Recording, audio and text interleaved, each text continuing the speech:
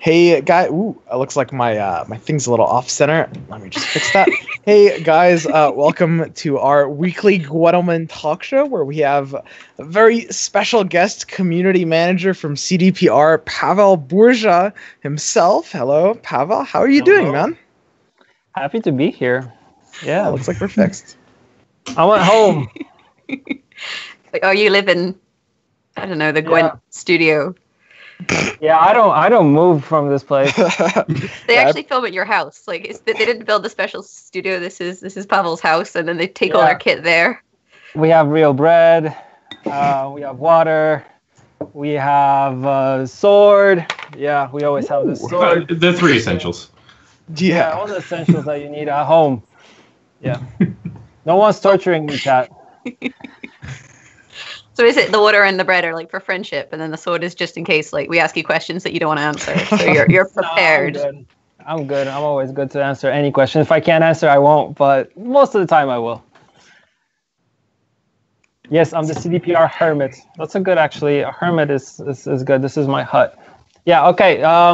You guys should probably introduce the rest of the people because I'm not that interesting. Don't mind me. I'll just sit here like this. Well, as always, I'm joined by Dale and Jaggerous, and we'll just be chatting a little bit, about the game. It's a bit of an exciting time right now because, of course, we've just had a patch. There's a lot of stuff coming around the corner, like Thronebreaker, for example. And we're very, very close to actually the 1-year anniversary of Gwent's beta. It's just 20 days from now. I believe it was on the 25th that it launched, right? Or is that incorrect? 25th? I think closed beta. Yeah, I think the closed beta was the 25th. Your memory is better than mine. 14th of November, so. Yeah. Anyway, there's a few things we have to talk about today. I think the first thing that we should cover is the Mahakam Ale Festival. Obviously, this event that has been released in the last week. I think what was it, 6 days ago? And it was a pretty cool event. Obviously, we have it's CDPR. Still on. Oh yeah, of course. Yeah. Sorry, it's just But it is a very unique event. I think largely what the event communicates is that you guys, CDPR, are going to do more of this kind of thing in the future. Like you're gonna have these like kind of puzzle challenges and seasonal events, and I think that's really cool. I think a lot of people are very excited about that. Yeah, the story with it is we had Mateusz Abwerczyński, I know that's a hard last name, so we just call him Aru for short, joined the company some time ago. It makes life easier. And when he joined, he kind of took on the idea when he first saw the leader challenges being like their own thing and having a whole revamp instead of having just like a normal tutorial, he took it to the next level. And after that, he's like, we should do seasonal events, and the whole team was really excited about that, and he took it upon himself to work on these, and he's kind of like the father of it. And I mean, overall, he's been showing me like the upcoming stuff that he's working on is just it's getting like better and better with each one. The next one is coming really, really soon. Sooner than you expect, most likely. Sooner Halloween, than you expect, most Halloween. likely. Now, does this have anything to do about the fact that you said on Reddit that there may be a Halloween event? What? What's that? We don't celebrate that in Poland. Okay, well, But do the Witchers celebrate it? That's the important question. Well, once again? You don't celebrate it in Poland, do the Witchers celebrate it? It doesn't matter if it's celebrated in Poland, does it? It's all about like Temeria. That's what matters. The Lord is called something different, a little bit different. Ooh, a little bit different. I'm unfamiliar with this. Is this is part of the Witcher canon, or is it expanded by this? It is. Oh. It's more about kind of the shifting of how you call the seasons, and when the season that's coming out, like fall has their own name in the Witcher lore. Yeah, I mean, Chad will figure it out most likely. Yeah, in Polish it's Jady. Yeah, we have Jady as we don't have Halloween. That someone knows. Yeah, they know.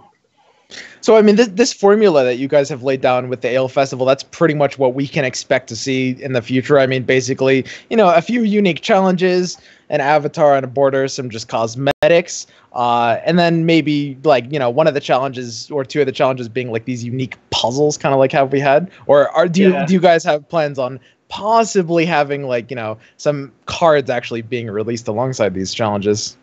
You never know. You never know. I mean, for this one, we did the borders, we did the title, and we did the Odrin avatar. But for the other ones, there's still a lot of things that we could like introduce. There's a lot of things that we already have prepared that we haven't shown yet. But we're kind of leaving these for, let's say, bigger, well, not maybe bigger expansions, but bigger releases where we actually release more cards into the game. But for these, we try. I mean, you talked about the puzzles. The puzzles are like, for me, are the coolest part, because I remember the Mahakam L puzzle when I did it for the first time. It was me, Luigi, and I think Michał, who's the director of marketing and communication. He was sitting behind me, and he's like, yeah, we got this. And we were like sitting and sweating on that puzzle. After like 20 tries, we're like, this doesn't work. And it didn't work. So, and we had David. You saw David in the, and I think it was in the first episode of, he was also with me on the dev stream, David Kirkhope. Mm-hmm. He has a board game past in some way. He still kind of works a little bit on board games. And he's like, he came to the puzzle. He's like, you guys have to do this and this and that. And everybody's like, looked at him, was like, wow, okay. And he can do like 20 of these puzzles in 2 seconds. He's so smart and he has such a unique mind for it. It's just like, when he's like figuring out a puzzle, you can see numbers on top of his head. He's very chill. So. See, I really love that sort of thing, like logic puzzles especially. There's something I do when I'm stressed to like chill out. So I really, really liked the Bard events, especially because you kind of had to sit down and think it through. The only issue I had with it was that I did it on YouTube in my first try, and everyone was like, she cheated. There's no way that she could have done that puzzle in one go. Like, that's totally cheating. I was just like, dude, it's a puzzle. Don't be mad at me. So, but I loved the event. I thought it was really cool. I think it's nice that it gives you options to do things with cards that you couldn't necessarily do in a multiplayer setting because they wouldn't be balanced. Like that crazy what was it called? The she troll that like ate things every time. And it was. I thought it was great personally. Yeah, I think my favorite thing out of the whole Mahakam L Festival is that we finally get like the first official Gwent in-game event, and it's about ale. Like, what else? I mean, if you look at the dates, a little bit kind of like Oktoberfest coming up, so it kind of translates to it. But this only happens once in 25 years, so Brewer won't do it again. Yeah, 2042. 25 years. Yeah. I'm so ready. I'll be so old. 2042. I think we all will be. Yeah. Unless so you're saying if we start preparing today? No, we don't have to prepare today. we have other events planned for this year that we're slowly getting ready for. I mean, it's not slowly. Like even like some of them are at a good state. I don't want to say too much. I can't leak too much today. So you said other events this year, right? So that's multiple. So there's Halloween and Christmas. Mm-hmm. I don't know. We don't have Christmas in Poland. It's probably called something else. Yeah. No, we actually have Christmas in Poland. Do Witchers have Christmas? I don't. My Gwent lore is like, I'm working on it. I'm currently reading the books and I'm currently playing Witcher 3. I'm like a little student just practicing, but I have not come across Christmas yet. You should start with Witcher 1, Witcher 2, and Witcher 3. I'm recently, because we're almost at 10-year anniversary, which happens on the 26th of The Witcher. I really want to play Witcher 1, and it's just I have to do it. And I mean, whenever I think about that game, reminiscing about it is just so good. Yeah, but that's a digression. Well, in addition to the Ale Festival, obviously we had the minor hotfix that came with it, and Burza, you obviously, you're one of the devs, as it were. Not actually on the balance team, but you're on the CDPR team, and you often you talk about. I'm actually quite curious, like exactly what your relationship with them is. I mean, you kind of jokingly mentioned that every time you walk around the office, you see a balance dev and you just hailstorm cough. It's not a joke. It's not a joke. That's basically actually how it was. No, I know where they sit, and I just go downstairs. I sit down on the chair. I'm like, "Hi guys, how are you?" And I'm like, you know what, hailstorm, and then it starts, and they're like, nah, and then where the design team sits, Rethas sits in front of them, and he's just listening to me. He's just like this. And I'm like, you guys, there was this idea proposed by the community, target only 5 units. And he's like, looking, just like, and then I leave after not really achieving anything. And then I write to Luigi. We have this, in the office, we have this communicator that we talk through with everybody. And I'm like, and are you guys going to change it? And he's like, no. And I'm like, it's just like... the Ale Festival card that looks like Luigi intended to look like Luigi, or is that like because I feel like you guys are just casually putting Luigi in the game, like the great sword as well kind of has a bit of a Luigi vibe to it. No, Gabor is Luigi actually, and the rest is not. He showed me that card a long time ago. I mean, when the illustration was being done. And he showed me for the first time. I was just like, wow, you look so cool, man. It looks totally like you. And yeah, so Gabor is Luigi. Yeah. So then, I mean, by that logic, we have to expect, and of course you've seen that there's a lot of community outcry for a Pawel Burza avatar. I'm sure you guys are probably going to put you in as a character in the game too, right? And then when I saw that thread, I just sent it to Rethas and team. I was just like, "Hey guys, check this out." I'm like, I'm not saying anything. I'm just passing on stuff. Yeah, I mean, it would be cool to have a card, but I don't know. It's a lot of work, and I don't want to be like putting more work on their table.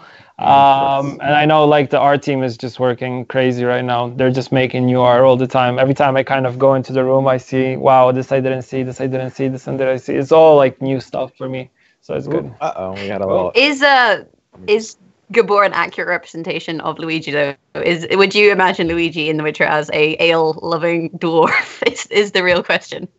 Yes. Yeah, he looks totally like him, and he had this thing where there's a version where he had a pipe, which looked really, really cool. And I think if he was a character or a race, let's say, he would be a dwarf for sure. But he's not. He's quite tall though. That makes him Scoia'tael though. Does that mean that like you're not going to get to be Scoia'tael? Because I can't imagine you not being a Scoia'tael card. That would that would be wrong. If I could be in a faction, most likely Scoia'tael. But I don't get to decide anything. I'm like, I don't know if I want to be a card. It's like to put it at that point. If it would what if you're a trash card that no one played? That would be so bad. I'm already a card because there's Francesca and my actual name is Francesca. So like I know how it feels when no one wants to play you and everyone's like, Francesca's trash, she's rubbish. It's just Don't worry, I'll tell the dev team to buff it. Don't worry. You got my back. I'm happy. Yeah, I'll be just walking around like, hey, Francesca. Yeah, but that's how it works. I think that Dale we're only going to secure his voice. Dale's. I'm trying to, I've been trying to fix the webcam. I don't know why everything looks good on my end, but as soon as we try and do anything, it's like, never mind. Yeah. So can you just? So my apologies, really guys. Still? Yeah. He's just gonna hold really still and smile at the camera for like the rest of the talk show. It'll be fine. Yeah, that's him totally. Yeah, that's actually life. See, As we were talking about Scoia'tael card changes was just Marauder, wasn't it? In this patch. Yeah, that's it. Plus, I think some agile units to add to the mix. Yeah, a couple.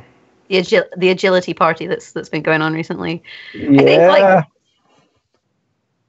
the changes, I guess, were most impactful on Northern Realms. They've seen a lot of reduction in play on the pro ladder and in ranked. Yeah, I saw the statistics today, and yeah, I'm surprised because they didn't like the hit wasn't that heavy. Like if when I talked to the team and to the guys, and I think that they still are super viable and still should be played. But that's how it kind of is. Like it's really hard to judge from our perspective, kind of because sometimes you see the community going one way, saying, "Oh, you guys have to do this, fix this isn't working," and we look at it, we're like, nah, this is pretty balanced. We should just change it a little bit and adjust some things, but not go like full crazy. The same idea with Hailstorm.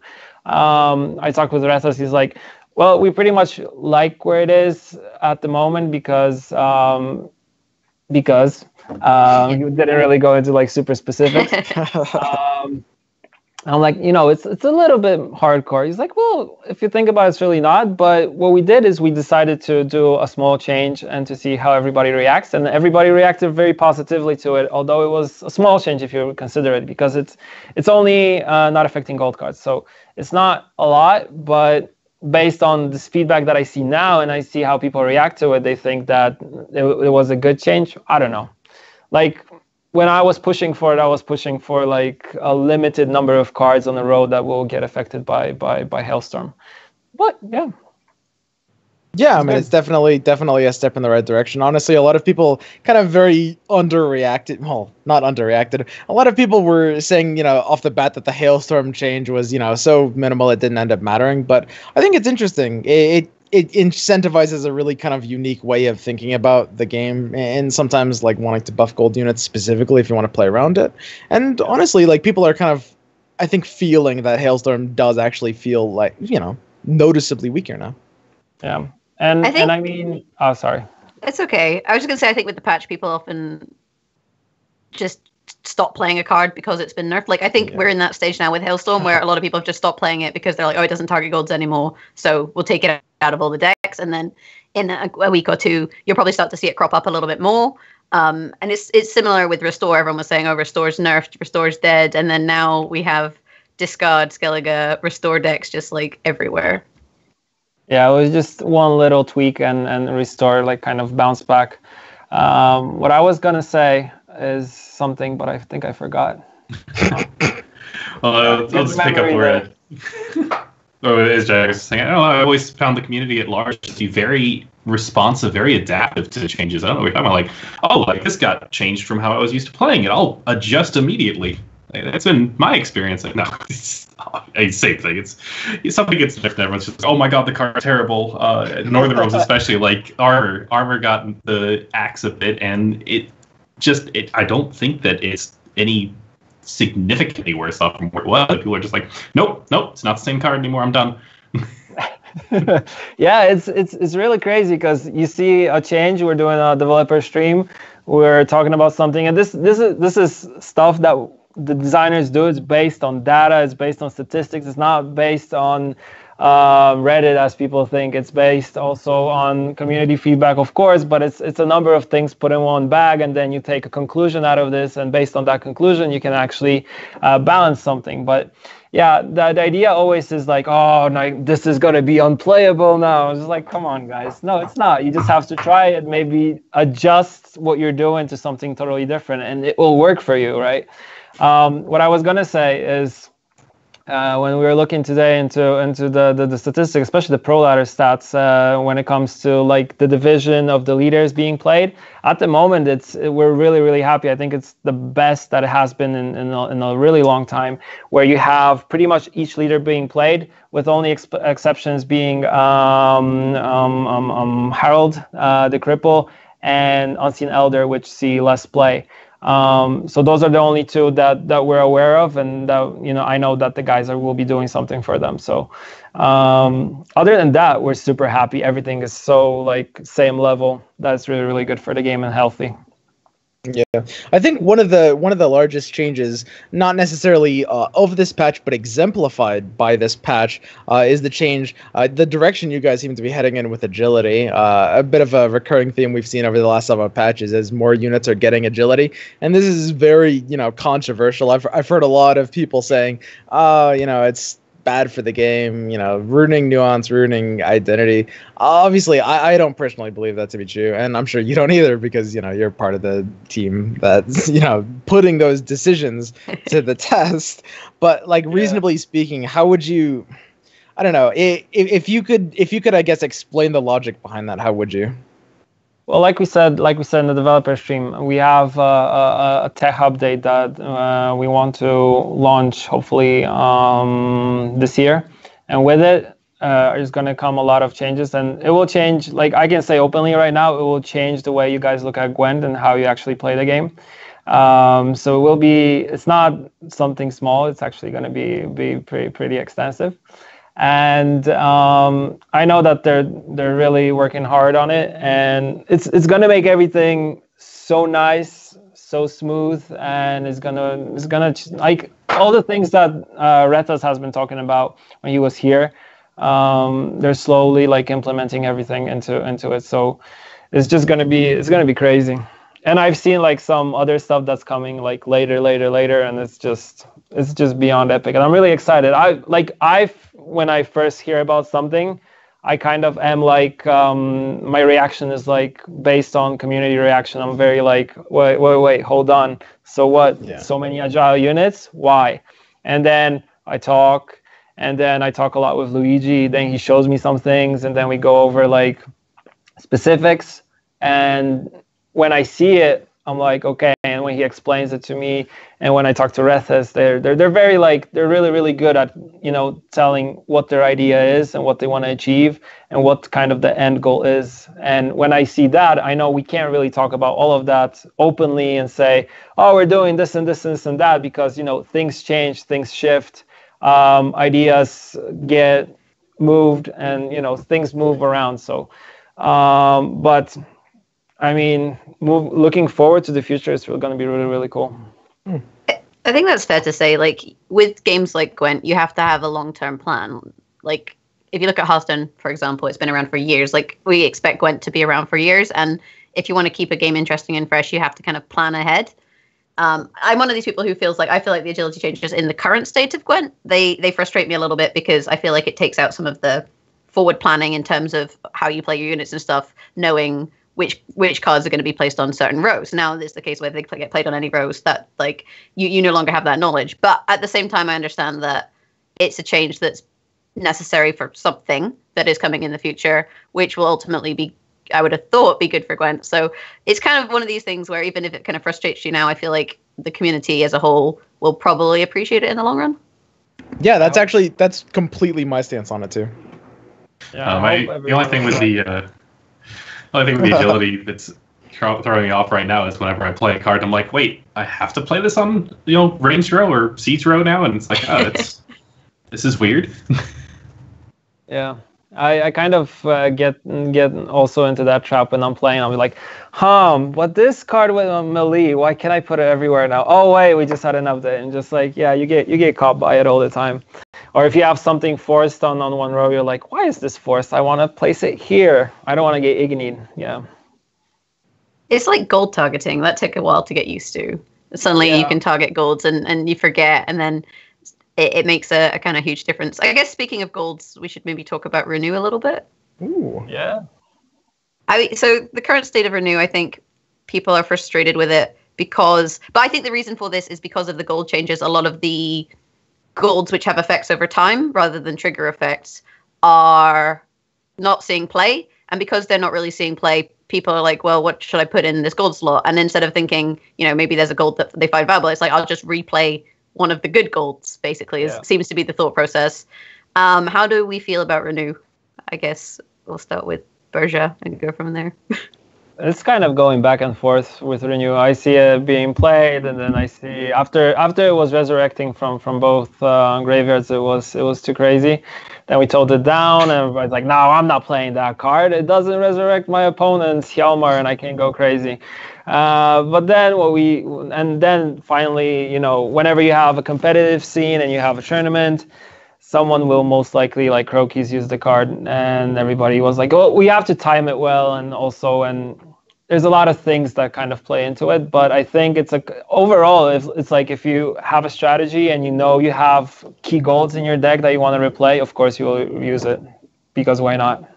Yeah, I think Lurtz, Renew, I don't know what my brain is doing. I think Renew is a card Lurtz. I think Renew Renew is a card that can really sort of exaggerate maybe a problem with other specific cards. Like, pretty much if there's ever like a gold card in the game that's not necessarily even too strong inherently, but too strong with conjunctions with certain strategies, Renew itself kind of has the potential to just rise up as a card that can really, I guess, exaggerate those problems even more. And that's something we're seeing right now a little bit with Woodland Spirit. And that's honestly even an indirect example of what I mean, because I feel like Woodland Spirit itself is maybe even exaggerating a problem with Harpy. possibly. In terms of that, and not even speaking of that specific interaction. Oh, I'm in a different corner now. Oh, nice. Oh, look at that. Hey, Look. I got my own spot. You're me now. Yeah. Nice. Anyway, I was Finally, saying, I can rest and stream. That's all I'm gonna do is stream and rest, and I'm gonna get a cat. That's cool.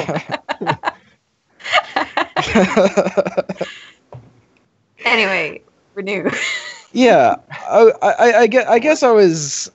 I don't know. What do you guys think about Renew? Do you think it could be, potentially any sort of problem moving forward in these ways? I think Renew's all right. I think people only have an issue with Renew in the sense of strong gold cards. And you're saying with Woodland Spirit, which I understand, but then saying the problem is Harpies. Apparently, Gwent just has like a really bad Harpy problem that there is a crops Harpy up problem. every patch. They just need to sort out their Harpies and then Yeah. sure everything. We don't have 99 problems. We just have a Harpy problem. Yeah. The Harpy is a problem at the moment, and as far as I know, it will receive some treatment. But I guess we're back. When we talk about golds, it's worth talking about that the golds over time. I think a lot of players feel that golds which have overtime effects, such as Yennefer, such as Chris Butterfly We Spell, switched again, Burza. those sorts of things. Oh my god! People feel like those are just dead gold cards, and that there's a lot of gold cards which don't see play. Is that something that cdpr is kind of looking into in terms of how gold cards have changed with targetability, that ones that can be killed and stop their effects just don't seem to get played at all, other than maybe Succubus? Yeah, we're looking into them because we want golds to be unique and to have unique abilities. We're getting switched again. That's nice. Good. You don't have to go to all those meetings tomorrow morning. That's good. Yeah. And I mean, ideally, it would be to have it in a way that every gold is used, but that's always going to be a problem because there always will be something that creeps out and will be stronger than the rest. But ideally, it would be to have everything in a place where everybody can choose something that works for their strategy. But ideally, to answer the question, yes, but it will take some time.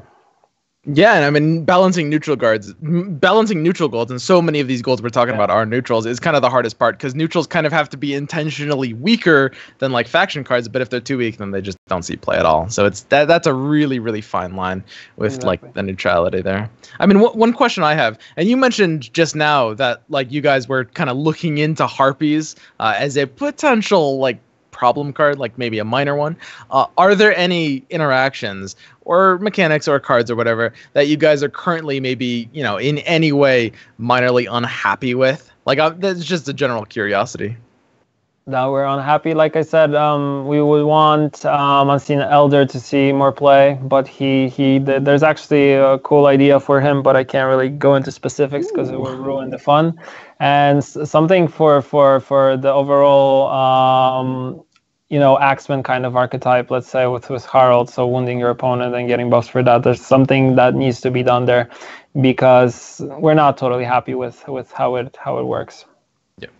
But those are like the two things I know for sure. There's probably more, but the design team pretty much knows what they want and how to do it. And I'll just go around and bug them all the time.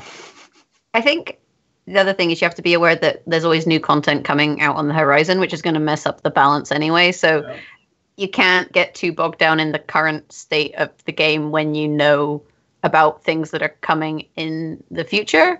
And I think the community can be quite narrow-minded in that regard. Like because we're playing the game now, we're always like, oh, this is terrible. This is, it's the worst thing ever. And like, I was a big fan of Axeman, and I have not played Axeman in quite a while. I played against Axeman today, and it did not end well for the Axeman. But point being, you can get bogged down in we need to, we want cdpr to fix Axeman, but they kind of took a hit because of these agility changes, which are then necessary for something in the future. So ultimately, in a big picture kind of scenario, then I think, well, hopefully, then these things will get addressed. But I think the community sometimes is maybe a bit harsh on cdpr about how things are now, as opposed to how things will be. Yeah, I mean, you could say that, but like from my perspective is if you're passionate about something, you will most likely cry out and you'll be going crazy about it. And I see it as a sign of passion instead of a sign of just hating on everything. Of course, we have some players that like to, maybe not, let's not say hate because that's a bad word, like a strong word, but like want to show all the time that they're unhappy with everything that is being done. And that's I think that's just a lifestyle, let's say. But no, I'm not mentioning JJ Pasak. No. JJ loves me. He said that openly many times. And I talk to him from time to time. You can really reason with the guy. But yeah, I think it's more of a sign of passion, of people going crazy because they love something, they love their archetype, they don't want to see changes done to it, they don't know if it'll be playable again. And I also understand that we as a company from time to time, when we do changes, we do like super swings and people say, oh, you cdpr, you always hide behind that beta thing. You're in public beta, that's why you can do these things. We're just trying different things. We're moving from one step to another. We made golds not like we made them not immune anymore. So which was like when I first heard about it in the studio, I was like, what do you mean they're not going to be like, what's going on here? What about my Scoia'tael? It's just like I was like the typical Redditor, let's say, because everybody always points everything to Reddit. So, or the typical forum guy that just gets really upset and is unhappy with the change. But when you actually talk to someone and you learn the kind of justification behind that, you're like, okay, this makes sense. You want it just to be, something that is more interactive. You don't want a situation when you draw a gold card and your opponent draws the Alzur's Thunder and that Alzur's Thunder is totally dead. Then, you're in a situation that's not really fun, and it's not fun for a new player. It's not fun for a player that's playing like all the time and is not new to the game. So there's a lot of things that kind of go into it. So yeah, but I think it's more out of passion, to kind of sum up.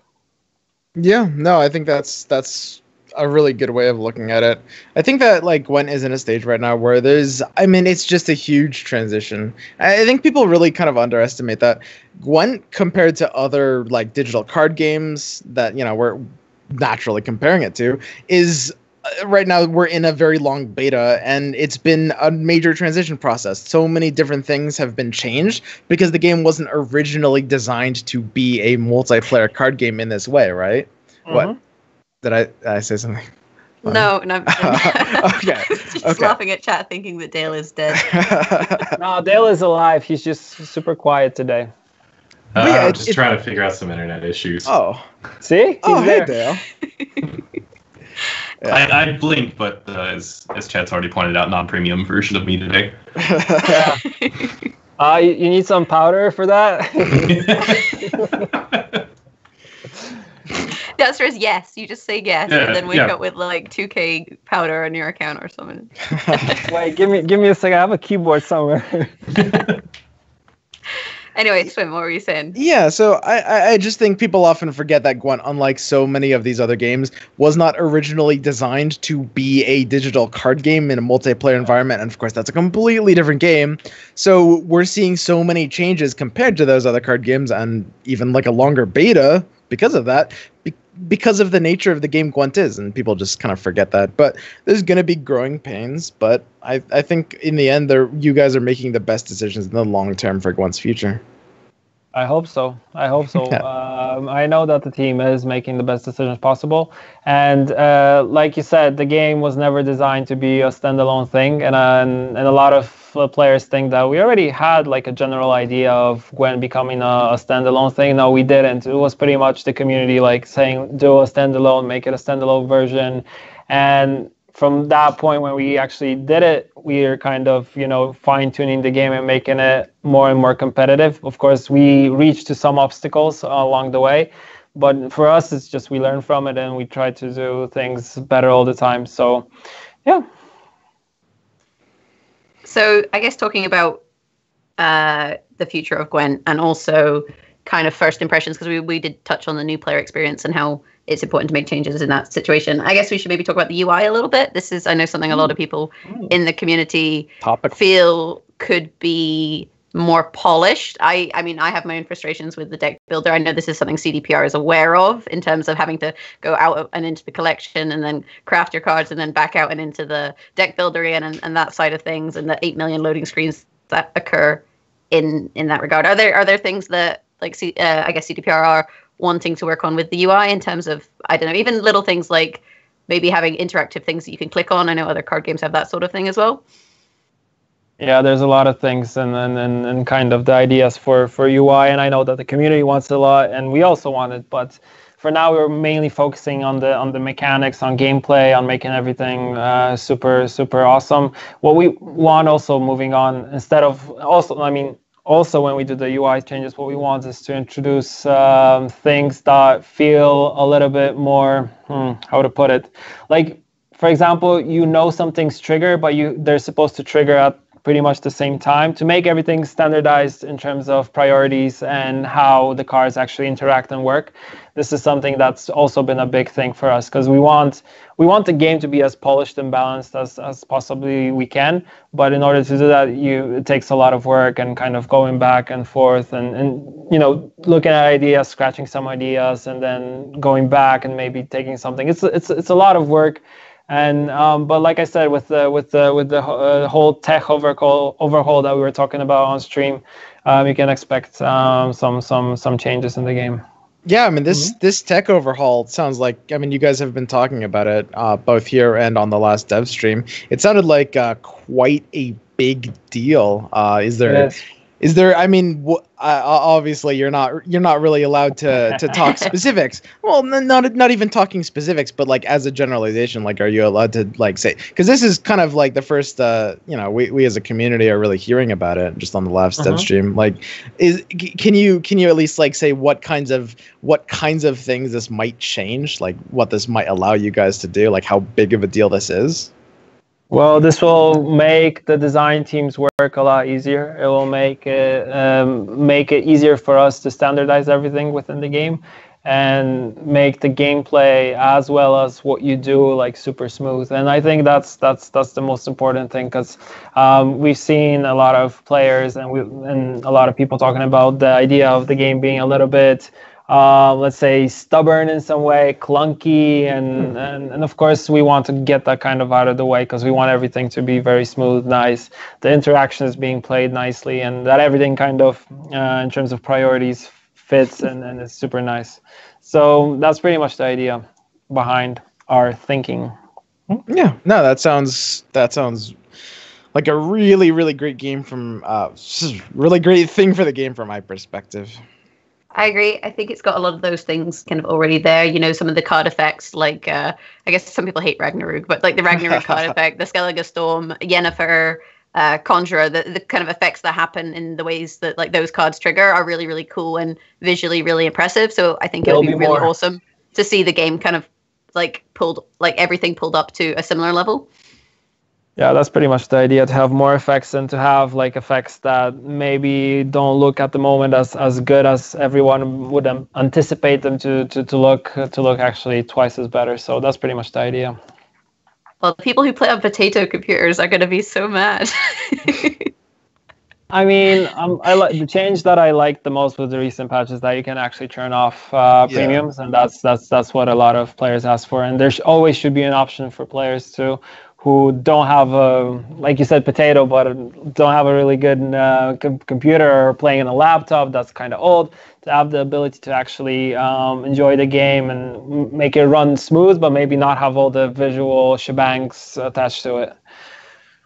Yeah, no, I honestly, I completely agree. A lot of people, we're talking about all sorts of like balance stuff and even like, discussions of like profiles and things to come. But yeah, that's a really, really major change for like a very common user experience, which is, hitting a lot of lag. Like a lot of people don't really have like super high-end PCs. Yeah. And I think it's great because a lot of lot of companies, I think, when like faced with that decision, and of course this is going to depend on the game format, like the genre, but a lot of companies wouldn't actually have allowed that just because, you know, then it sort of feels like you're kind of less incentivized to like buy the dust or buy the premium cards if, like, you know, some people aren't even going to see it. I don't know. I've seen that before. Speaking of someone who has had issues with the premium cards before, I'm really looking forward to seeing what gets done with all of it to just help it out along, because I mean, I remember back when I think it was one of the PTRs and everyone had the premium cards. It was for all that. Literally, it's just every premium card. My computer was just like, I don't want to do this anymore. And I'm like, okay, I'm sorry, just hang in there. Yeah. I have an old laptop that I normally play Gwent on at home because I don't want to take my company laptop to work all the time, especially that I bike to work. And that thing, when it was like on roaring, was just like, raw, like flame from this side. I'm like, you eat that, yeah. So that was bad. Yeah, there are some interesting interactions. I did this video where I played, how many was it? Like 27 Reaver Hunters, and it turns out if you duplicate a premium Reaver Hunter 27 times, the game lags enough that you can only place about 6 of them before you run out, like you rope and run out of time. So we had to do it again with non-premium Reaver Hunters just so that we could try and place them all on the like specific rows before the time ran out. So that was fun. So, you know, I love premium cards personally. There's one thing I'm very curious about. So for those of you who have played the closed beta a really long time, you'll remember an interaction with both Monster's Nest and Margarita that could create basically like redouble several times an amount of units. I just wonder what that would look like if premium bronzes in the game even existed back then. Like you would probably actually be able to try to crash your opponent's PC. You would need the same PC you need to run the Witcher 3 pretty much for it, so yeah. Man, if only. Yeah. Chat says I'm tired, I'm not tired. No, I just like swim thinking about the deck ideas all the time. Just like, what if my win condition is my opponent alternative win conditions. That's the entire. I've been getting into these Cambi decks, man. You got to think about the alternative win conditions. I played that fucking Cambi deck today. Ugh. Yeah. Ugh. I hope it doesn't become like a regular thing. It's just... We'll see. And then they actually like, then they can nerf Cambi again. Like. Yeah. He's always guaranteed for like good scrap. Just if you ever see him in a keg, pick him because he'll get nerfed. It's safe. It's a safe bet. Yeah. So one of the things that we also saw recently, the round two. Sorry, I'm thinking too much in Gwent terms. A round of Gwent episode 2 should have been second round of Gwent. Then you'd only be able to do 3 of them. But a round of Gwent episode 2, and of course a lot of Thronebreaker stuff. I mean that was pretty much the entire topic you guys were talking about. Thronebreaker stuff. You guys showed off a lot of new information with Thronebreaker. It looks super fleshed out. I mean, it looks to be the standard of basically what you would expect as an entire game, let alone basically a mini game in Gwent, which is pretty interesting. Is that, I don't know. I mean, are we all like? I'm pretty excited for Thronebreaker. It's obviously going to be a very big deal. Like from my understanding, from like everything I know, this is a gigantic process on the dev team end, right? Like it's a big project. If you look at Gwent being a Gwent within a game, I mean, yeah, exactly. Card game within an RPG. This is like a game within a card game that came from an RPG. So it's crazy, but I mean it's good. It lets us tell the stories that we couldn't tell with The Witcher 3, or we couldn't, or we just wanted to kind of touch upon. Because I mean, we have a team of talented writers that have many ideas that are still there, still on the table, and can be used. And this kind of lets us put these ideas and show characters like Meve, who's only kind of mentioned a little bit in the books, and it's just touched upon. It's not really mentioned within the games, but we can like tell her story. and do a lot of new things. But yeah, it's been a lot of work, and it's a really big project, and it's a project that still is part of a card game which we have to always balance, maintain, introduce new cards, patch, hotfix. Like, it's still kind of, it's the same team, but it's now a lot of people are working on single player, so Thronebreaker, and some of them are just working on keeping the whole multiplayer thing, working and still being fun and enjoyable. I think it's going to be good. And you've said that it's something that CDPR wants to do for every faction. So not just this is the not Nilfgaard, this is the Northern Realms one. But it's something that you want to do for other factions too. Why did you pick Northern Realms specifically? Like, is there a reason that CDPR went for Northern Realms as opposed to one of the other 5 factions? I think Meve was the first character that we thought about to be kind of on the table and to show her tale, and to show something totally different. What I really like is and like, depending on what you actually do within Thronebreaker, you are judged by the people who are, like Mateusz Tomaszkiewicz talked about this in the second episode of Round of Gwent. You're judged by the people who are with you, and if you can be a stern ruler, you can be someone who's more forgiving, and it shows her backstory, and it shows how she kind of plays into the characters that into the Witcher universe. So it lets us kind of do things before even the games were here, so which is really cool. But that was pretty much the idea. I know they have some other ideas for other factions, but yeah, we'll see. So if you're a lore person and you're just like, I've read the books, I played the games, and now, like Gwent, and you're just kind of like, it's just a sidecar game or whatever. But now with all this new stuff, you're just like, oh, wait a second, like, you want all the lore, you have to play Gwent, right? Yeah, I mean, Gwent is, what's cool about Gwent, you have characters that are not really mentioned in the games. I mean, they might be in some old book that you find in some quest in The Witcher 3, but you have them here, like, and you can read more about them. You can go to official Wikipedia and read about the character. You can pick up the books and learn more about them. There's so much, a lot to kind of learn about them from different sources and pull from these sources to kind of know it. Like, for me, I read the books first because they're kind of like a mandatory reading. Plus, my dad, he really pushed me into like reading fantasy, which I really like because it was cool. It was like, it's not always happy. It's a grim land, especially that if you look at the Witcher world, it's choices and consequences. It's shades of gray most likely. But then you go to places like Tuason, which look beautiful on the outside, but inside there's like murders and stuff happening.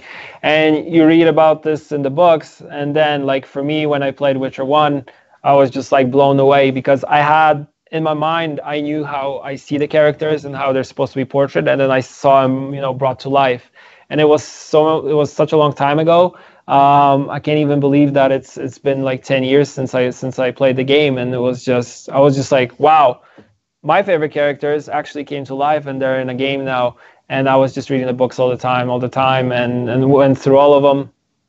It was just, for me, as not working for the company at the time, was just crazy. It's like somebody made a game about a book that I really, really like, and a book series. Yeah, I was gonna say. Go, just say awkward. Something. I was just gonna say, I think a lot of people got into it for the lore largely, and then kind of, I mean, there's kind of two types of people. You come for the lore, stay for the gameplay, or vice versa. Sorry, what were you saying, Jaggerous? I was gonna say that I think lore is something that CD Projekt Red are really well known for, especially with The Witcher 3. So it's going to be exciting. I think it's going to be really exciting to see how that then translates into single player story, because I think that's something that other CCGs really lack. Like, even if they are based on really cool universes, is that they lack kind of story in their single player campaign. And I think, what was it said, that it's got a fully voice acted campaign and that it's meant to be how many hours of content? I've heard this somewhere, that it's a good chunk of hours of content as well. So for me, anyway, even though I don't know that much Gwent or Witcher lore, I think it's going to be a really, really cool, really cool piece of content. And I'm kind of excited to see how it fits into Gwent. Like, do we expect to see new cards in the game, or do you think it'll be more like, or will it be more like the Ale Festival, which is, the cards are kind of exclusive to the Ale Festival? Nobody said that the cards from Ale Festival won't appear in the multiplayer game. You never know. Oh, get Luigi. I'm so ready. I mean, Gabor, definitely not Luigi. Yeah, yeah, Gabor, I would actually play that card. What leaks where? No, I'm not leaking. Oh, yeah, no, nobody leaking your Burza. No, I'm not. Yeah. I just said don't assume that these cards might not get. I once said, I remember, and I think Rethus also talked about this. Like, if you see a card shown by us, or if a card it's in a game and then disappears, for infantry, for example, and then it comes back, that means if you saw in a card, that means it actually will be introduced sooner or later into the game. So don't think that things that we already made and already have some type of mechanic attached to them, that they won't change and they won't be introduced in a different way into a multiplayer version of the game. Because we can do that, no problem. I'm ready for Ale Wolf. Like, them to just release a card that's called Ale Wolf. And it's because I love how you guys had the same art for different cards, but then renamed them things. So Mokvarg became Ale Wolf. Yeah. And I don't know why, but now that you've said this, I really want Ale Wolf to be an actual card that has some kind of, we can have like a beer, like, how we were talking about faction, like faction, not tag, so, like tactics or spell or organic. Then there can be like the beer classification, and then we can have Ale Wolf. It's gonna be fantastic. Yeah, exactly. You can have an alcohol tag, right? You can have an entire alcohol archetype. I mean, because alcohols were a part of the Witcher 3 as well. One thing yeah, exactly. Odrin could just be like the Vesemir for alcohol cards, One thing I did notice from the Mahakam Ale Festival event is that, and kind of like you're saying, obviously it wouldn't make sense to use all these, like, to create all these assets just for this like event. But one thing I noticed is you also have like a pretty cool like beer effect just for the weather in the first challenge, where it plays like the ale weather. The golden keg. Yeah. I'm curious if you guys will be able to fit that one into the game, because you no, it was actually pretty well done. I actually like stared at it for a little bit. The ale weather, it was good particles flowing nicely. You can't waste particles like that, man.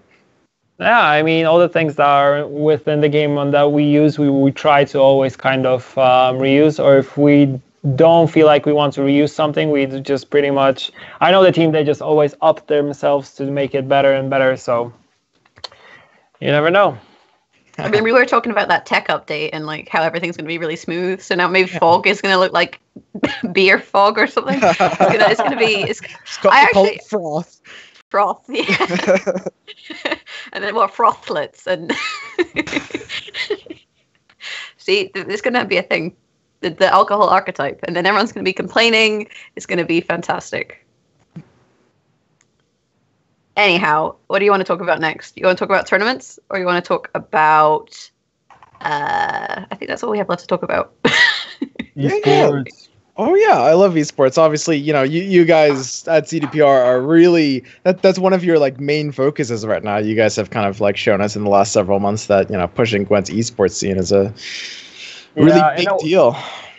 In a way, Rafał Jaki, aka Gwentbro on Twitter, he's been really at the helm, and I'm kind of working with him and MPG, which sounds like a cool. It's just Michał, but MPG is like his two double last names. He's a director for communication. We're kind of like, the three of us right now are kind of sitting and thinking about what we want to do and how we want to proceed when it comes to tournaments. And like recently there were a lot of things going on. There was like starting with I think Gwent Slam. There was a lot going on with the whole drama regarding invites.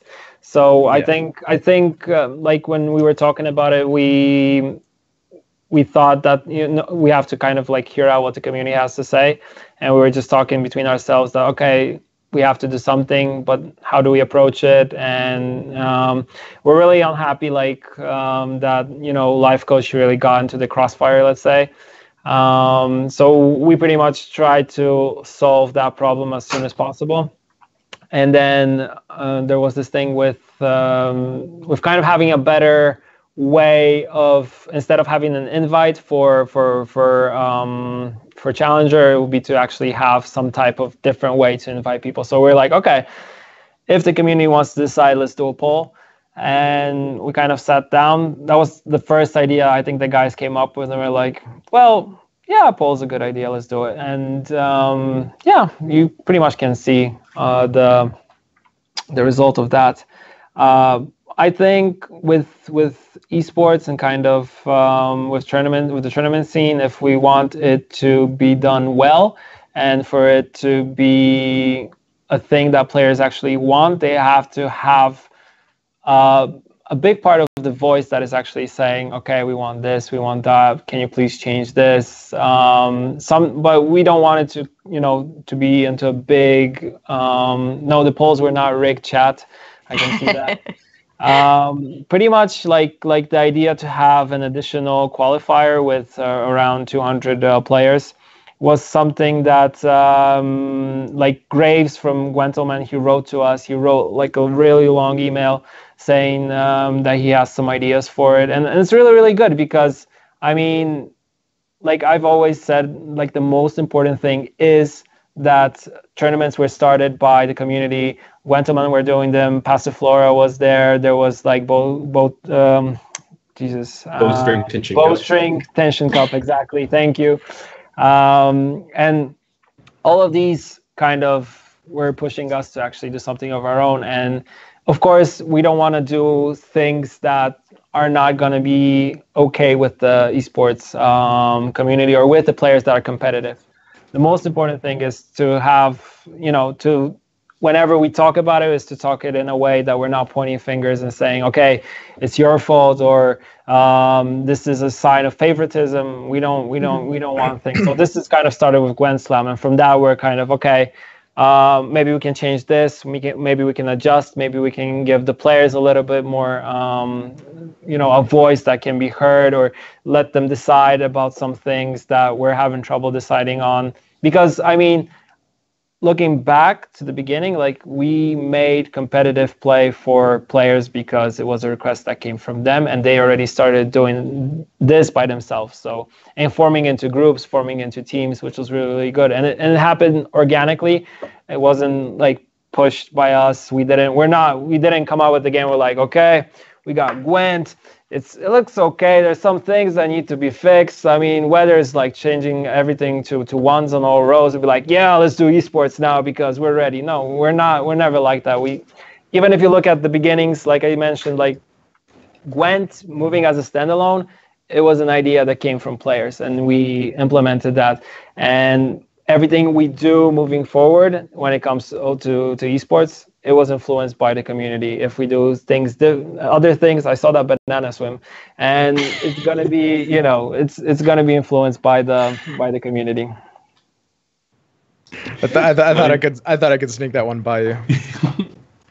But I feel like cdpr has kind of taken that next step. We were getting towards esports, and we needed drama, and it's like, all right, guys, we're gonna provide it. Don't worry, we've got it set. Like, checkbox is ready to go. But no, I think cdpr just did a fantastic job with. Seriously, did a fantastic job. Where it's like, we're trying this out. We're trying. Like, community wants Gwent as a standalone. We're giving you Gwent as a standalone. Community wants esports. Okay, fine, we'll support esports.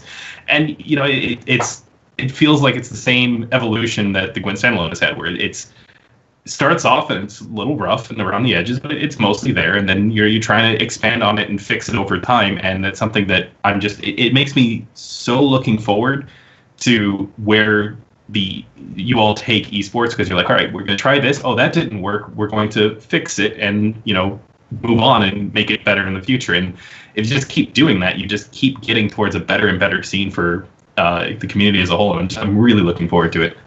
Yeah, I think that's the most important thing. Like, you guys have really showed that you're obviously willing and even very incentivized to just listen to player feedback and improve things every time. Yeah, we're not stubborn. I think it's also with Gwent Esports is in its infancy, so this is kind of a learning experience. I think especially for CDPR being a company based in single player RPGs, it's not something that they've maybe been involved in before. So you're kind of to a certain extent figuring it out as you go along, and there's going to be situations where things maybe aren't exactly what the community wants or exactly what CDPR wants, and that's okay so long as long as things change from it. I mean, the thing I'm most kind of impressed about and really excited about is the way that CDPR, having seen a tournament scene, like something that the community wants, a competitive scene, kind of fully embrace that and, fronting all of this prizing for the multiple tournaments that we're going to have throughout the year. They've already kind of shown that there's a structured long-term esports plan with, all the way going up from the Gwent Challengers and Masters all the way up to Gwent Worlds.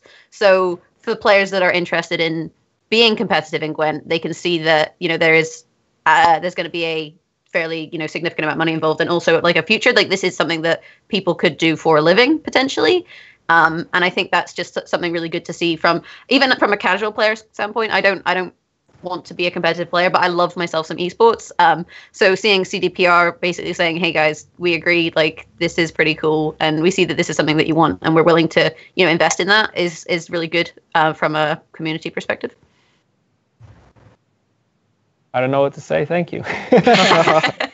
Like, I remember when Rafa was drafting the whole idea for how everything was supposed to be structured, that we have opens and there's four opens, and after that you have the challenger, and then the combination of 5, I think, challengers plays into World Masters.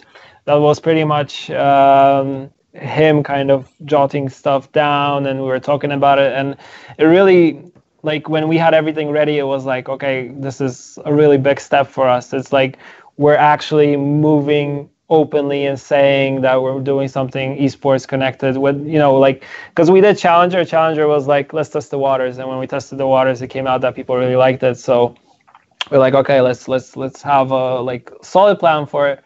And when I saw what the guys already made, I was just like, wow, this is big, and this is a big step for the game. I'm curious on your perspective in particular, Burza. Like, is that something that CPR is trying to support? Is the idea that somebody can be a professional Gwent player and that is their primary source of income?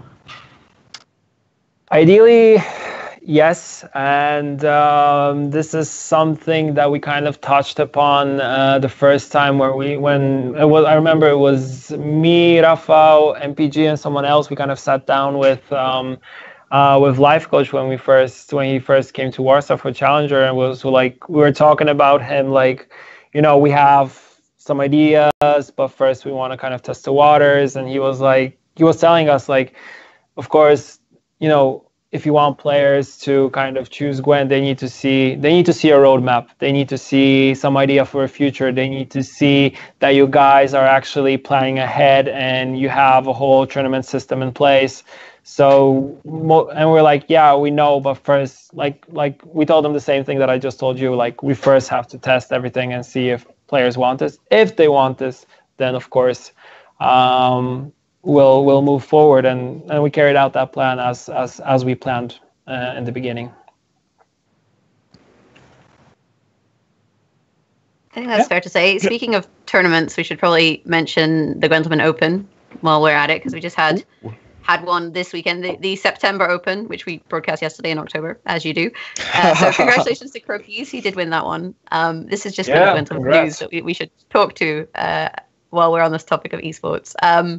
And there will be one at the end of October. So if you guys are interested in getting involved in competitive Gwent, maybe on more of a beginner level than, say, Gwent Masters, because this is an open, so everyone is obviously welcome to sign up. That's on the website. And also, we have at some point, speaking of tournaments and CDPR, the finals of the TGI, there's like a final boss battle, I believe, where Team Pixie, who won, play against Team Rethaz. Yes. they're gonna get Is wrecked. Rethaz good at Gwent?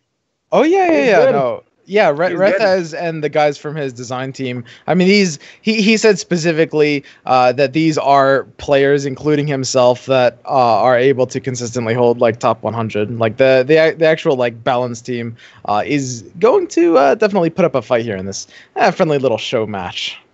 I hope Yeah, he we've takes already- David to the lineup. David's like he plays weird stuff, crazy things that actually work really well. So he plays Skoyatel. So And we've already agreed, CDPR is not allowed to be changing, what cards do in the middle of the match. Aww. Just put a she-troll in Not their fair. deck, just by She-troll. surprise. Oh god. I mean, you could tech against it with like assassination, right? Yeah, no, that's true. That's true. If you actually do have like a lock or an answer to it, it's not actually that. I mean, it's still a pretty funny card. Like it's a gold card that has effects over time, so therefore it's rubbish according to the current Gwent meta. So It's not the it would be deployability though. The deployability is basically Karen's, except probably worse. Sometimes better though. That's fair to say. Are we going to do questions? Yeah, Chat yeah. questions? No, I mean, I think this is pretty much the time for that. I think the one last thing to say about the TGO before we get into that, we don't yet have a sign-up link or a date for the TGO October, but maybe it might end up being in the third week. We'll see. But yeah, I mean, we should be able to open it up to viewer questions now. So if anybody has, I have one thing. Oh, I just need my buddy Lurtz to help me, and I don't know if you can hear me, but if you can hear me, I need his help. If not, you guys can just keep on talking. Yeah. He said remind you of the thing that you want to talk about. Nah, he's not supposed to remind me. He's supposed to do some magic trick. But it's a I'm magic just waiting for trick? the magic trick. Yeah. a magic trick. Yeah. It Oh, should appear. I'd love to see a magic trick. Yeah. There we go. Oh, See that in the middle? Ooh. So you guys know I like leaks, so I brought you a new card. a new card. Yeah. You know that guy? Yeah, the Who played dumpling The Witcher guy. 3? Yeah.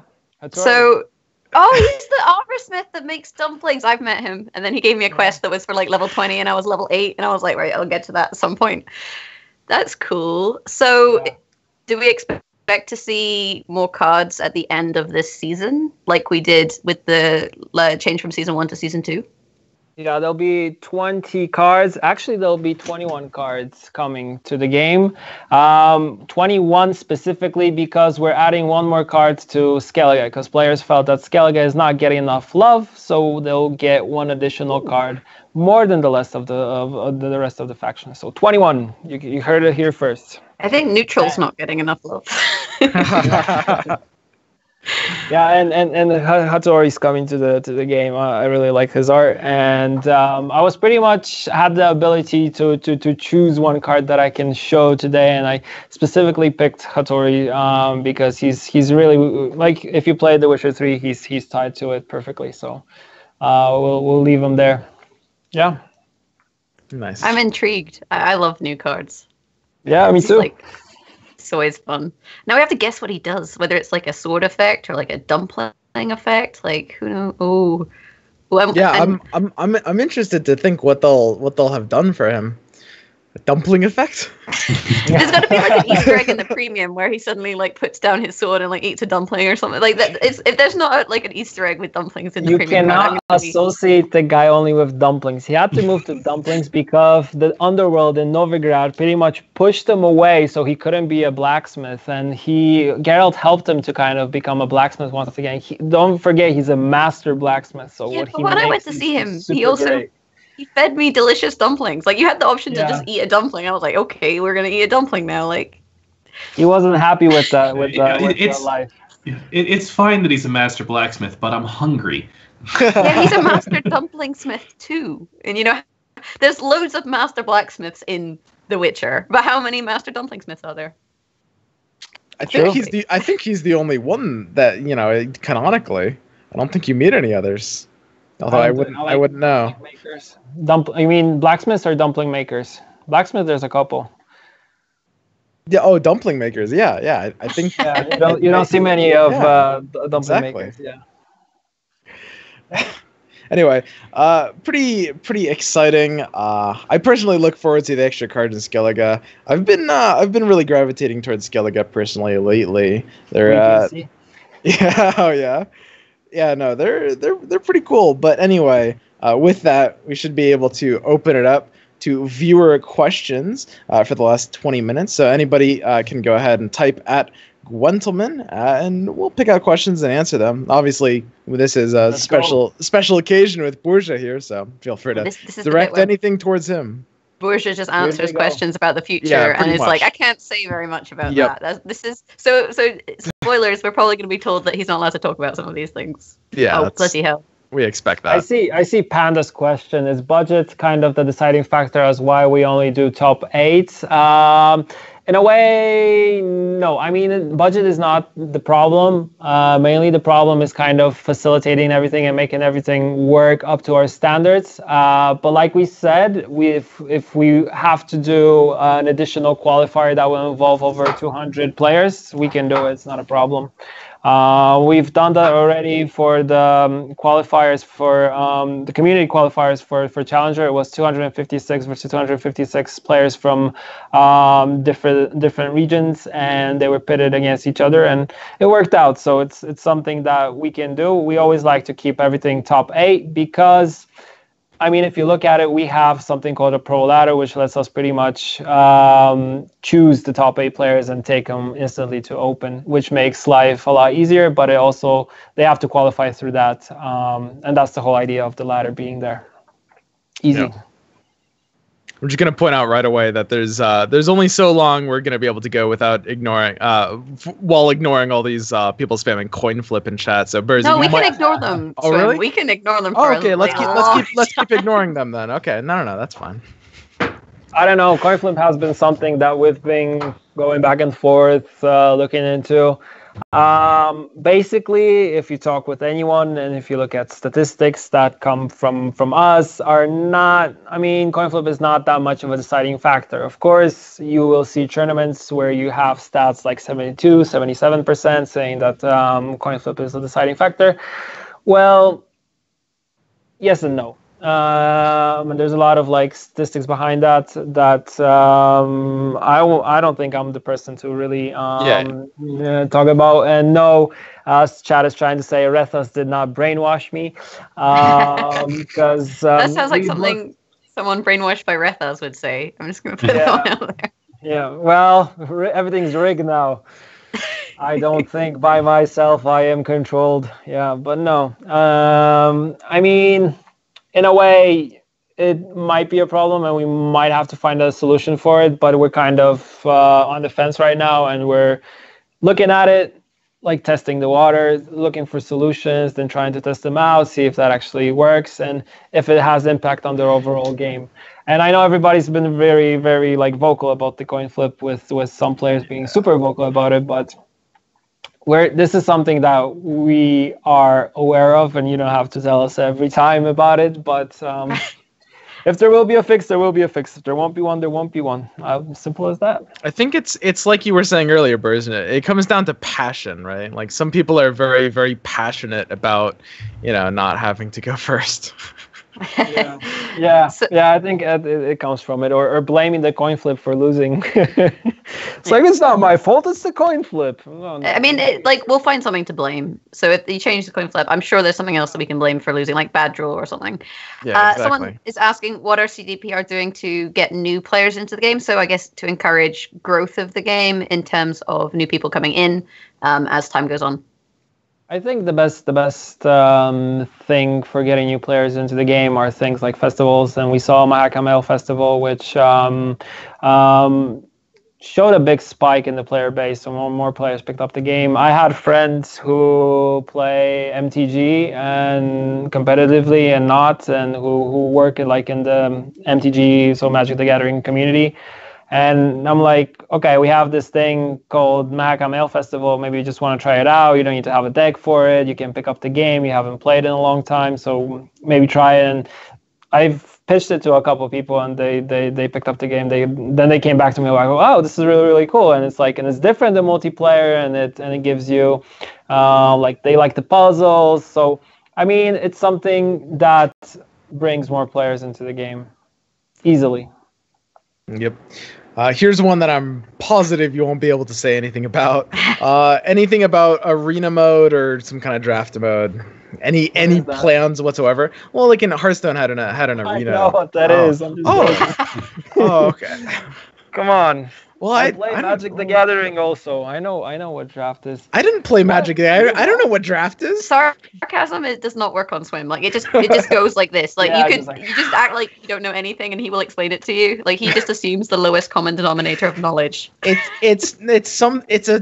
You have to operate that way when you're a streamer because that's just how you have to handle chat. I mean, we said that we're working on a new game mode. I won't tell you what it is, but we're working on something, and it's gonna be cool. And I hope players will actually enjoy it. So I can't go into specifics, unfortunately. I honestly have a lot of faith in you guys. The other thing, a lot of people are asking about UI and visuals, but we talked about that earlier in the podcast or talk show. You should have been here. Rewind. Mobile client is the other one that's getting spammed a lot. Oh, I'm sure Burza will be able to say loads about that. I know. Yeah. We're currently focusing on PlayStation, Xbox One, and PS4. Something about Xbox Windows 10 crossover. Did I make this up? Yeah, UWP.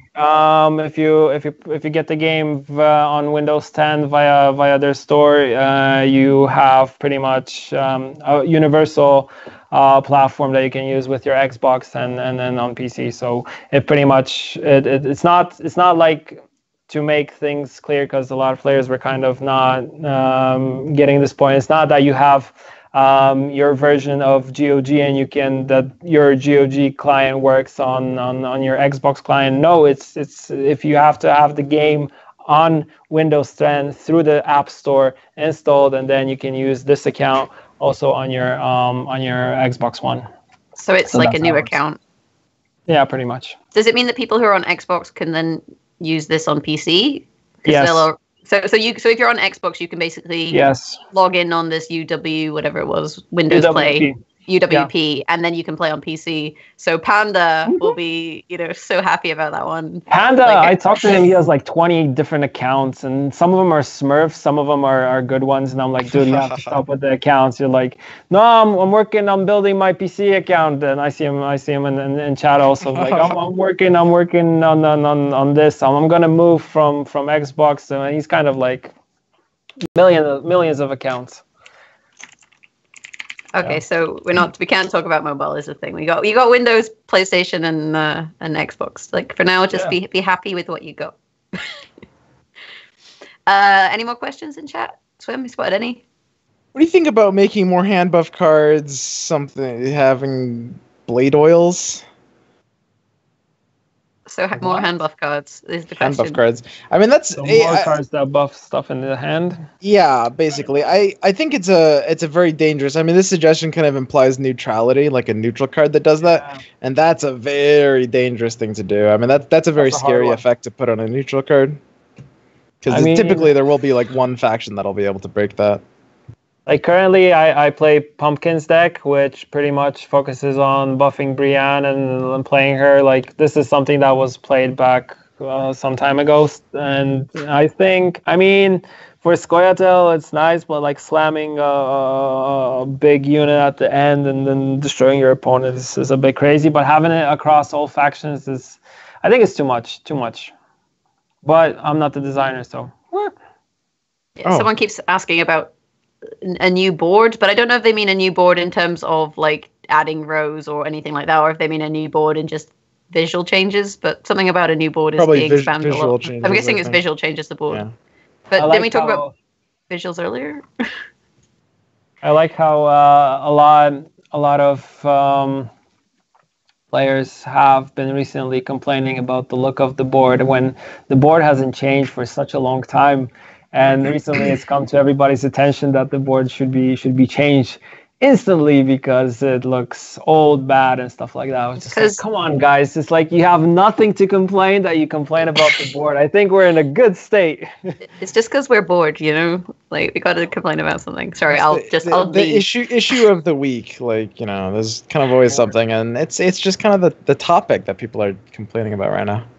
Someone is asking about Emir spies being viable, and thus you not knowing if you're playing against mill or spies, and thus you can't mulligan correctly. But is that not just the case with if leaders have more than one archetype? That's just kind of part of life, I would have thought. Well, not necessarily, though. I mean, the thing about mill is that mill, more so than any other deck in the entire game, has necessitated very, very specific mulligans, right? Like, sometimes if you're playing against mill, you kind of have to mulligan a certain way or else you lose. And if it does feel like you can get into a bit of a trap like that. There was one other deck in closed beta that actually had that problem at all as well. Like, for a certain patch, like Dagon, you kind of didn't know how to mulligan against it. It was also a bit of a problem. Yeah, I mean, since we're moving into mill territory, what I would like to see is Petrify here and Merchant, who are kind of praising the word of mill is bad.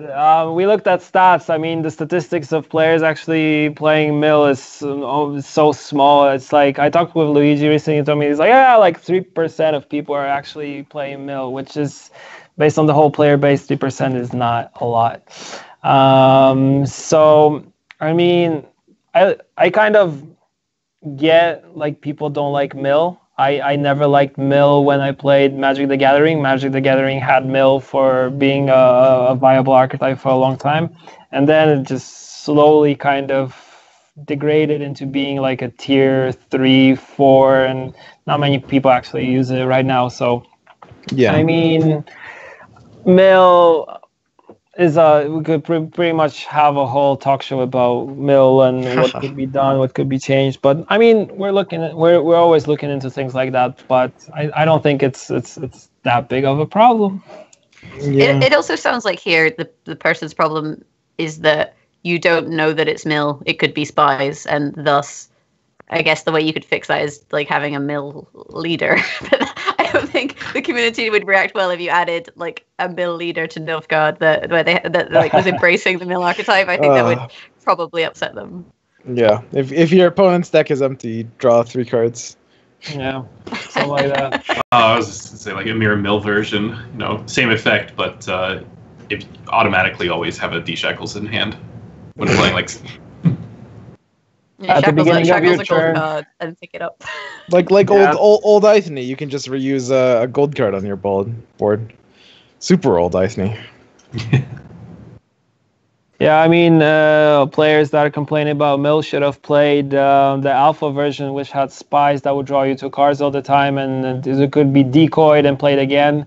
Every match you could, every time you could. It was pretty much porting the version from The Witcher 3 into a standalone. You could pretty much take your whole deck and draw it instantly. Avalak was a 0 power spy, I think, which draw you 2 cards. So it was fun times, yeah. I was going to say, if you want to play the alpha version, you just play Witcher 3 and just you'll have a great time. But on the plus side, you're not playing against real people, so you can't get mad. Yeah, true. Any plan to improve card interactions to make the game more marketable and more watchable? I'm not sure specifically what that means. I feel like it's quite watchable at the moment. I think it's either something that Jaggerous mentioned before, so kind of having more cool effects, or it's either interactions in a way to having everything more standardized. But I think it's more kind of the fluff and the good looking stuff within a card game. So effects or taunts in between cards, ideally. So I mean, there's a lot of ideas floating around and a lot of ideas that we're thinking about. So that would be so cool. Like if you had special voice lines that played, like if you used Triss and targeted like Yen or something and shot her, like that she would say something particularly targeted. For example, if you played Geralt on a board where you had Yennefer and the card could react to him, or the other way around, if Yennefer was being played, he could like say, "Oh, you smell like lilac and gooseberries" or something like that. So. That would be really cool, like little Easter eggs.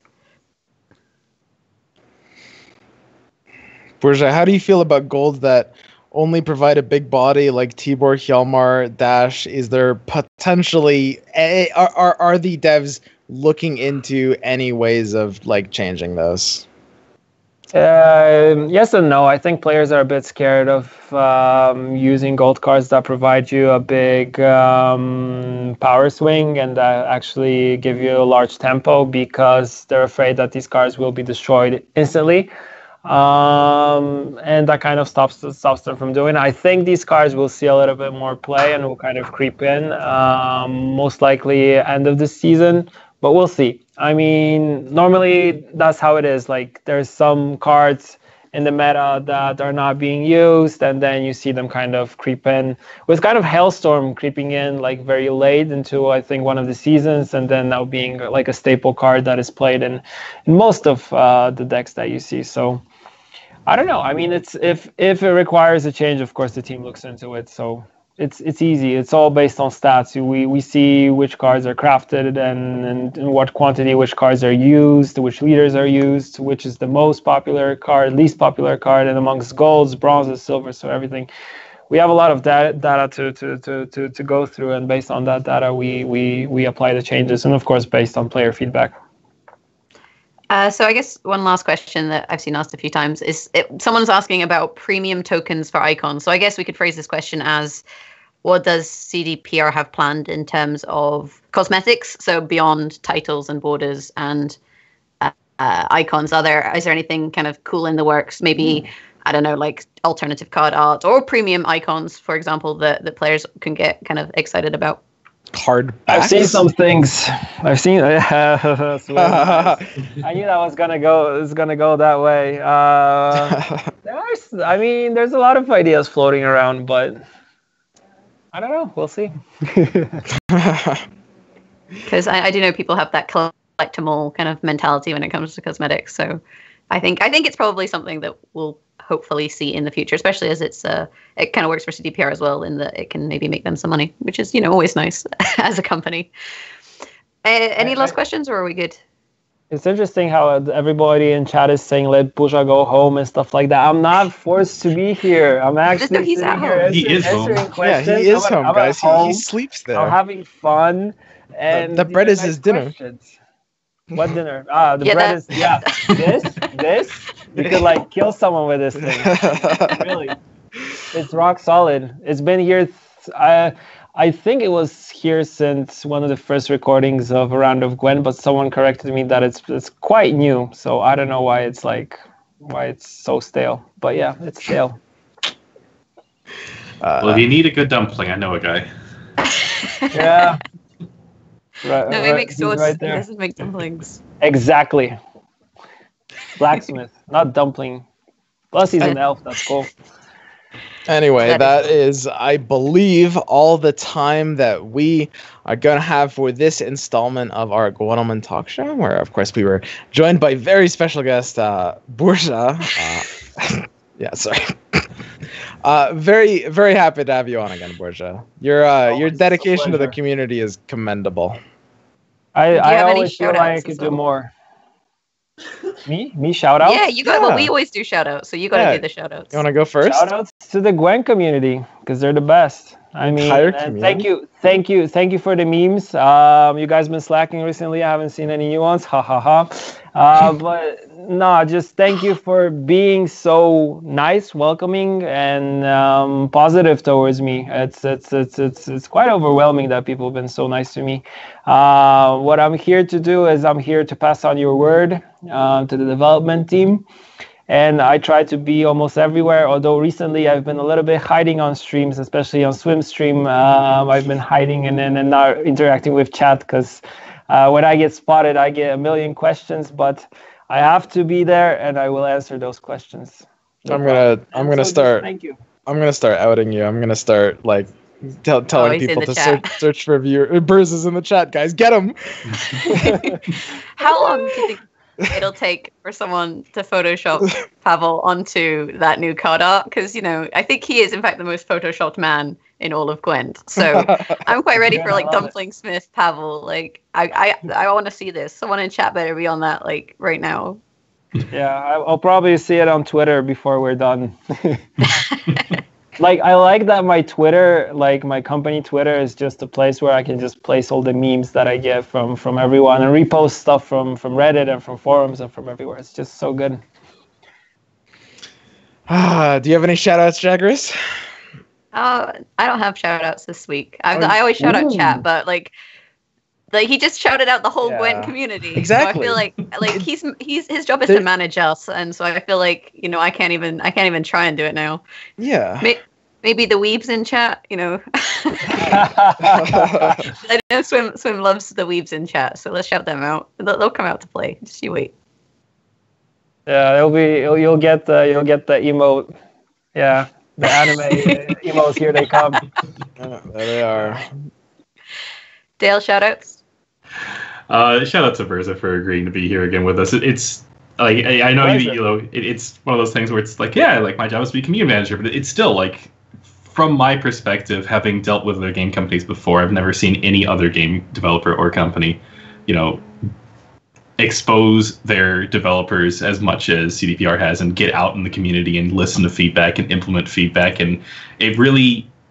It treads a fine line between like a sense of entitlement and a sense of wonder, but it's awesome, having that level of feedback with you guys. So it is sincerely appreciated on that end. And shout out to all of chat who tried to send some meteor powder my way. Unfortunately, it's not quite enough. But and shout out to my webcam internet. I don't know what happened with my internet tonight, guys. Mr. Destructoid. Swim? Well, I mean, there's pretty much nobody left to give a shout out to after the entire Gwent community in Borussia. That's why you have to go first. It's easy. You just shout out everyone. I'd like to give a shout out to Gravez specifically, a good friend of mine, and a very, very hard worker on balancing and designing Gwent. On everything game related, he's like the go-to person, and he works a lot harder than most people realize. Yeah, he doesn't get enough credit for the hard work that he's been putting into the game. Burza gets all the credit.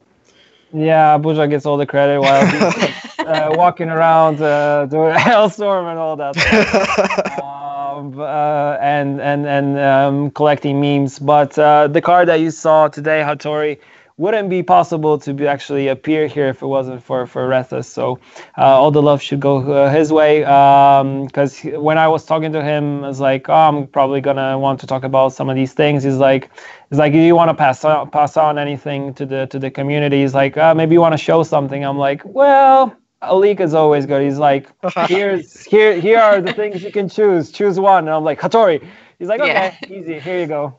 Yeah, so easy as that. I think in Gwent, like Rethus gets kind of painted. It's kind of like in wrestling where you have like the heels and the faces, like the bad guys and the good guys. And I think Rethus gets like, he takes all the bad guy stuff, whereas like Burza's just like, I'm the good guy. Shower me in memes. Here's a leak. Like, and here's a leak. I guess it's good.